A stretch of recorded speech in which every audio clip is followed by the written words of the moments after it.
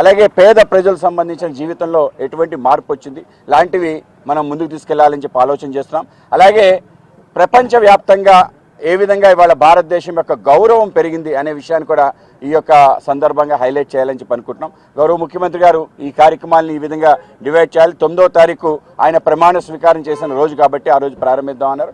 ఆ విధంగా ఆ రోజు ప్రారంభించి అనేక రకాల కార్యక్రమాలు అంటే 24 థీమ్స్ అంటే 2 సంవత్సరాలు రాష్ట్ర ప్రభుత్వం పూర్తయిన సందర్భంగా 24 నెలలు దానిని ఆ విధంగా బేరీ చేసుకొని 24 అంశాలు ఏవైతున్నాయో వాటిని ఒక థీమ్గా పెట్టి ముందుకు తీసుకెళ్లాలని చెప్పి అనుకోవటం నిజంగా ఈ రాష్ట్రంలో పెద్ద ఎత్తున ప్రజలందరికీ కూడా వాళ్ళ కళ్ళకు కట్టినట్టు అభివృద్ధి ఏమిటి అనే విషయం, దేనికోసం ఈ యొక్క కూటమి పనిచేస్తుందనే విషయం వాళ్ళందరికీ తెలియజేయాలని చెప్పి పెద్ద ఎత్తున కార్యక్రమాన్ని నిర్ణయించుకొని ముందుకెళ్తాం. ఆ విధంగా రాష్ట్రంలో రాబో 3 సంవత్సరాలు కూడా అటువంటి ఏదైతే రోడ్ మ్యాప్ అనుకున్నా ఆ విధంగా తీసుకెళ్ళడం జరిగింది. అన్ని రంగాలకు కూడా అభివృద్ధి చేసే విధంగా పెద్ద ఎత్తున కనీ విని ఎరుగని రీతిలో ఒక భవ్య రాజధాని నిర్మాణం, అలాగే మన యొక్క పోలవరం పూర్తి స్థాయిలో దాన్ని పూర్తి చేయటం, అలాగే రాష్ట్రానికి సంబంధించిన railway projects Visakha railway zone రావటం కూడా చాలా గొప్ప విషయం. దేశంలో ఎక్కడ జరగని విషయం ఒక రాష్ట్రానికి సంబంధించి ఒక జోన్ రావటం అది కూడా చాలా పెద్ద అంశం. దాంతోపాటు అనేక రకాల పరిశ్రమలు ఇవన్నిటిని కూడా హైలైట్ చేసి ముందుకు తీసుకెళ్లాలనుకుంటున్నాం. కనుక మీ అందరూ కూడా తప్పనిసరిగా వీటిపైన అనేక శీర్షికలు కూడా చూపించాలని చెప్పి మీ అందరిని కోరుకుంటూ అందరికీ నమస్కారం. రాష్ట్రంలో పొదుపు చర్యలు డీజిల్ పెట్రోల్ అని మొన్న చెప్పారు కదా సార్, మరి ఈ కార్యక్రమాలన్నీ వెహికల్స్ బహిరంగ సభలు అన్నీ ఉంటాయా లేకపోతే మొత్తం అంటే ముఖ్యమంత్రి గారు రేపటి నుంచి ప్రారంభిస్తున్నారు. ఆయన కూడా రేపు విశాఖపట్నంలో మన పీయూష్ గోయల్ గారు వచ్చి కార్యక్రమాలు చేయబోతున్నారు. అక్కడ మొత్తం ఆయన సైకిల్లో తిరగటం, మొత్తం అందరు ఎమ్మెల్యేలు కూడా సైకిల్లో తిరిగే విధంగా కార్యక్రమం చేయాలని చెప్పారు. ఆ విధంగా మేము కూడా సభలు అంటే బెనిఫిషియల్ తీసుకొచ్చి సభలు నిర్వహిస్తారు.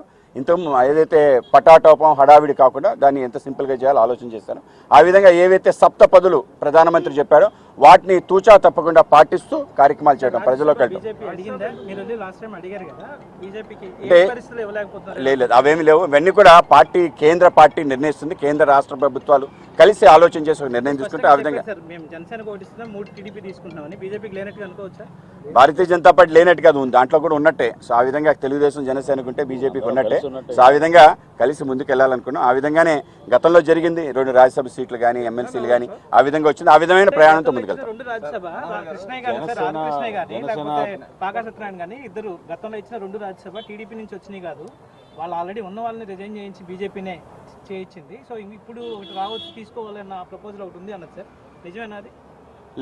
ఏదైతే నిర్ణయం ఉందో అదంతా కేంద్ర అధిష్టానం నిర్ణయిస్తుంది. దాని ప్రకారం వెళ్తాం. ఆ విధంగా గౌరవ ముఖ్యమంత్రి గారు కూడా కేంద్ర పార్టీతో మాట్లాడి ఆ విధంగా నిర్ణయం తీసుకుని ముందుకెళ్తారు. మేము అందరికీ కూడా మేము ఏదైనా కేంద్ర పార్టీ రాష్ట్ర ముఖ్యమంత్రి గారు కలిసి ఏదైతే కలిసి ఆలోచన చేస్తారో అందరి కోసం ఆలోచన చేస్తారు కనుక దాంట్లో మా యొక్క ఆలోచన ఉండదు. కనుక ఆ విధంగా మేము నడుచుకుంటాం. అది జనసేన పార్టీ అభ్యర్థి ఎవరు అనేది మా పార్టీ అధ్యక్షులు పవన్ కళ్యాణ్ గారు నిర్ణయిస్తారు. ఇంతకుముందే ఎన్డీఏ సమావేశంలో జనసేనకు ఒక సీటు కేటాయిస్తున్నట్టు గౌరవ ముఖ్యమంత్రి గారు, అదేవిధంగా పవన్ కళ్యాణ్ గారు, అదేవిధంగా కేంద్ర ప్రభుత్వంలో ఉన్న పెద్దలు కూడా మాట్లాడారు. కాబట్టి ఆ నిర్ణయానికి వచ్చినప్పుడు తప్పకుండా రాబోయే రోజులు ఆ నిర్ణయం తీసుకుంటారు.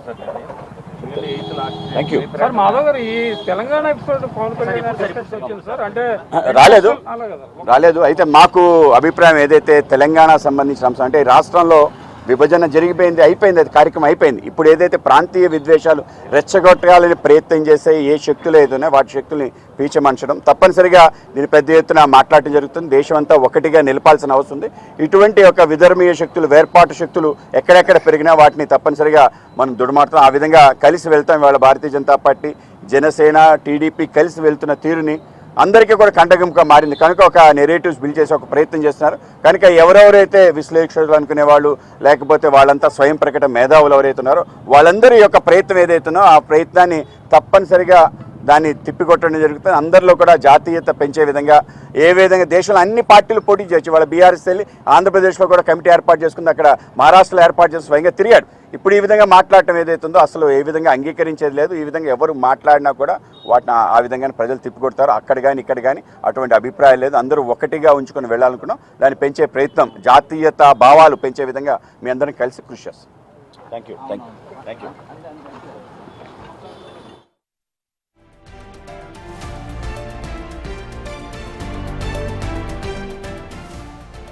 ఇప్పటికి రాజ్యసభ సీట్లపైన కూటమి పార్టీలో అవగాహనకు వచ్చినట్టుగా చెబుతున్నారు బీజేపీ ఆంధ్రప్రదేశ్ రాష్ట్ర అధ్యక్షుడు మాధవ్, అలాగే జనసేన నేత నాదెండ్ల మనోహర్. సో టీడీపీ జనసేనకు రాజ్యసభ సీట్లు ఉంటే బీజేపీకి వచ్చినట్లే అంటూ బీజేపీ నేతలు మాట్లాడుతున్నారు. కేంద్ర పార్టీ నిర్ణయం మేరకే మేము నడుచుకుంటామంటూ మాధవ్ స్పష్టం చేశారు. దీంతో రాజ్యసభ సీట్ల విషయంలో ఆల్ డీల్ అయితే ఓకే అయిపోయింది. 3 పార్టీలు కూటమిలో ఉన్నాయి. బీజేపీ, తెలుగుదేశం, జనసేన ఈ 3 కూటమి పార్టీలు కాబట్టి సో వీళ్ళ పార్టీకి సంబంధించినటువంటి రాజ్యసభ స్థానాలు ఎవరెవరికి కేటాయించాలి అనే దానిపైన ఒక క్లారిటీ అయితే వచ్చింది ఇవాళ జరిగినటువంటి సమావేశంలో అంటూ చెప్తున్నారు. సో కాసేపటి కింద దీనిపైన సుదీర్ఘంగా చర్చించారు.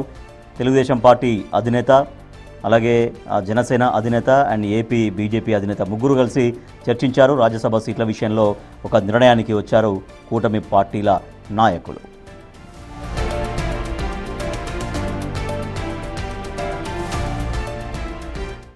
ముఖ్యంగా గౌరవ ప్రధానమంత్రి గారి 12 సంవత్సరాల పరిపాలన పూర్తవుతున్న సందర్భంగా, అదేవిధంగా రాష్ట్ర ప్రభుత్వం ఏర్పడి 2 సంవత్సరాలు ఎన్డీఏ కూటమి ఏర్పడిన సందర్భంగా అభివృద్ధి మరియు సంక్షేమం రెండింటిపైన కూడా క్షేత్రస్థాయిలో ప్రజలకి మరింత దగ్గరయ్యే విధంగా చేసిన కార్యక్రమాలు ప్రజలకి చేరే విధంగా అంతిమంగా 3 పార్టీలు కలిసి కార్యక్రమాన్ని విజయవంతంగా చేయాలని గౌరవ ముఖ్యమంత్రి గారు చంద్రబాబు నాయుడు గారు, అదేవిధంగా గౌరవ ఉప ముఖ్యమంత్రి గారు పవన్ కళ్యాణ్ గారు కూడా దీనికి ఒక స్పష్టంగా ఒక కార్యాచరణ సిద్ధం చేయమని చెప్పడం జరిగింది.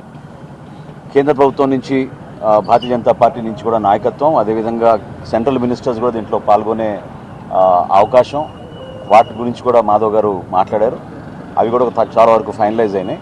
9వ తారీఖు నుంచి 20వ తారీఖు వరకు ఈ జరబోయే కార్యక్రమాల్లో భాగంగా 3 బహిరంగ సభలు ఇప్పుడే సోదరులు పల్లా గారు చెప్పినట్టు 9వ తారీఖున తిరుపతిలో, 12వ తారీఖున అమరావతిలో, 15వ తారీఖున విశాఖపట్నంలో ఈ 3 సభలు కూడా నిర్వహించడమే కాకుండా వివిధ జిల్లాల్లో జిల్లా కార్యక్రమాల తర్వాత నియోజకవర్గ స్థాయిలో కూడా కూటమిలో పాల్గొన్న మా 3 పార్టీలు కూడా కలిసికట్టుగా క్షేత్రస్థాయిలో పర్యటించి దాదాపు 24 కార్యక్రమాలు 24 మాసాల్లో మేము అందించిన అనేక అభివృద్ధి సంక్షేమ కార్యక్రమాలు 24 కార్యక్రమాలు కూడా 28 జిల్లాల్లో ఈ కార్యక్రమాలు నిర్వహించే విధంగా గౌరవ ముఖ్యమంత్రి గారు ఒక కార్యాచరణ రూపొందించమని చెప్పడం జరిగింది. అది త్వరలోనే మీకు ప్రకటిస్తామని ఈ సందర్భంగా తెలుపుతూ, ఎక్కువగా మీరు అందరు కూడా రాజ్యసభ ఎవరికి ఇస్తారా అనే ఆతృతతో ఉన్నారు.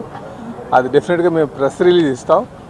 అయితే ఉన్న దాంట్లో ఒకటి మరి మా ఎన్డీఏ పార్ట్నర్స్ అయినటువంటి జనసేనకి కేటాయించడం జరిగింది. మిగతా 3 కూడా తెలుగుదేశంకి ఉంటుందని తెలియజేస్తున్నాం. అలాగే ఇప్పుడు ఇంతసేపు కూడా ఎక్కువ డిస్కషను ఈ 2 సంవత్సరాలు ఎన్డీఏ అభివృద్ధి చేసినటువంటి దాని మీద డిస్కషన్ జరిగింది. అలాగే దాన్ని ప్రజల్లోకి ఏ విధంగా తీసుకువెళ్ళాలి, ఎందుకంటే రేపు 12వ తారీఖు వస్తే 2 సంవత్సరాలు పూర్తవుతున్నటువంటి నేపథ్యంలో, అలాగే కేంద్రంలో బీజేపీ పార్టీ నరేంద్ర మోడీ గారి సారథ్యంలో మరి 9వ తారీఖుకి 2 సంవత్సరాలు పూర్తి అవుతున్నటువంటి నేపథ్యంలో ఉమ్మడిగా తీసుకొని కార్యాచరణ రూపొందించుకున్నాం. దాన్ని ప్రజల్లోకి తీసుకువెళ్ళాలి అని చెప్పి నిర్ణయం తీసుకున్నామని చెప్పి ఈ సందర్భంగా తెలియజేస్తున్నాం. అలాగే ఇందులో 3 పార్టీలు కూడా రేపు 9వ తారీఖున తిరుపతిలో వెల్ఫేర్ మీద, అలాగే 12వ తారీఖున అమరావతిలో గవర్నెన్స్ మీద, 15వ తారీఖున విశాఖపట్నంలో డెవలప్మెంట్ మీద, అభివృద్ధి మీద కార్యక్రమం తీసుకుంటున్నామండి. దాంతోపాటు మిగతా రోజులు ఏదైతే 13వ తారీఖున 16, 17, 18, 19, 20 తారీఖున డిస్ట్రిక్ట్ లెవెల్లో అటు మంత్రులు, ఎమ్మెల్యేస్, శాసనసభ్యులు అందరూ కలిపి ఈ అభివృద్ధి కార్యక్రమాన్ని తీసుకెళ్తామని చెప్పి తెలియజేస్తున్నామండి. ఆ స్కెడ్యూల్ అంతా కూడా మీకు త్వరలోనే రిలీజ్ చేస్తాం. మీకు ఈరోజు ఈవినింగ్ కానీ, లేట్ నైట్ కానీ, లేకపోతే రేపు మార్నింగ్ కానీ పూర్తిగా ఈ స్కెడ్యూల్ అంతా రిలీజ్ చేస్తాం. అయితే ఈరోజు ముఖ్యంగా ఇది ఈ 2 సంవత్సరాల అచీవ్మెంట్ని ప్రజల్లోకి తీసుకువెళ్ళాలన్న దాని మీద ఎక్కువగా చర్చించుకోవడం జరిగిందని చెప్పేసి ఎన్డీఏ పార్ట్నర్స్ మధ్య చర్చ జరిగిందని చెప్పి ఈ సందర్భంగా తెలియజేస్తున్నాం. దీంతోపాటు స్పెషల్ ఇంటెన్సివ్ రివిజన్ ఏదైతే ఓట్ల కార్యక్రమం ఉందో దాని మీద కూడా డిస్కషన్ జరిగిందని చెప్పి తెలియజేస్తున్నాం.